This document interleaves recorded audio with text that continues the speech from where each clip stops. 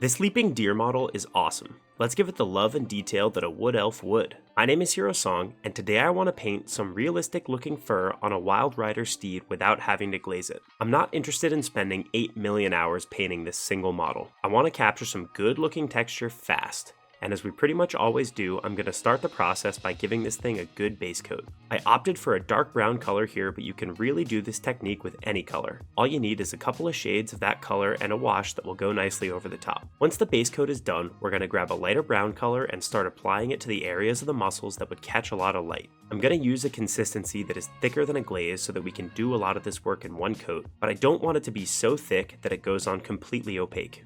We specifically aren't using a glaze here because a glaze is intended to go on so thin that you won't notice any gradual color transition it imparts on your model. Glazes are awesome and can provide great results, but they cost a ton of time to do the right way since by definition they take a ton of layering to get right. We're taking advantage of our laziness here to make the model look better by avoiding that smooth layering in favor of applying a few opaque coats that will give the illusion of texture. The most important thing with this step is that all of my brush strokes are going downwards in the same direction. I'm intentionally leaving some of the strokes visible because this pattern is what will give our model the illusion that it is covered in fur. You can use this technique on plenty of other types of models as well. It is a great way of highlighting stuff while imbuing texture along with the highlight.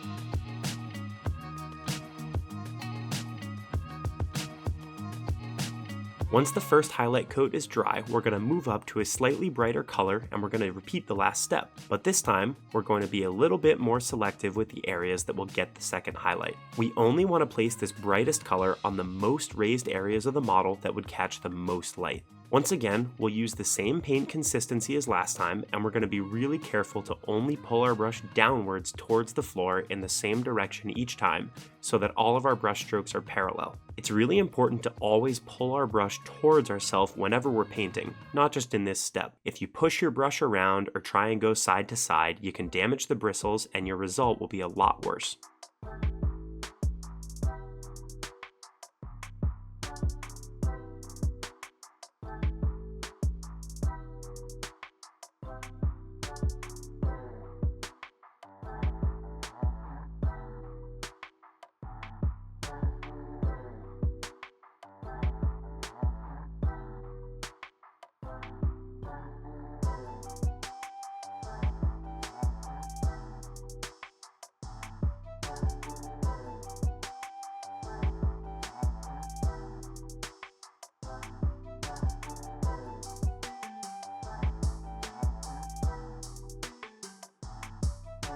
Now that we've completed the highlight, we can pull everything together by applying a thin wash to all of the fur on the model. This will add some nice dark areas to the muscles on this model while simultaneously drawing everything together and making sure that none of our highlights look out of place. After the wash was dry, I went ahead and painted the rest of the details on this model. I used a lighter brown to base coat the mane and continued with my downward brush motions to give the mane highlights. I also painted the antlers with a bone tan color and used a grayish white for the highlights there, which gave them a really nice effect. A little bit of a really thin wash finished them off and had them looking great. I also painted the saddle with a rich dark brown and gave it some orangey brown highlights. If you're only going to spend time highlighting one small section of your model besides the fur, the leather is a great next choice. It really adds a ton of realism to the model to have your leather shine a little bit. I finished the model with a tiny bit of green on the bottom and that was it. We're done.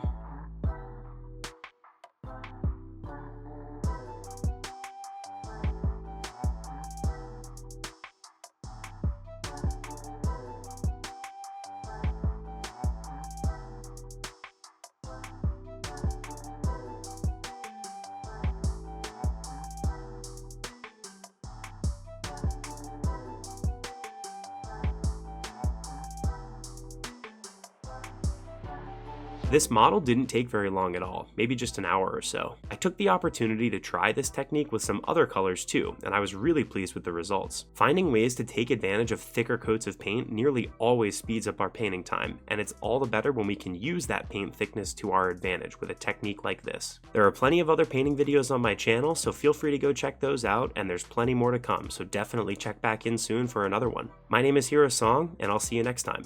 Bye bye!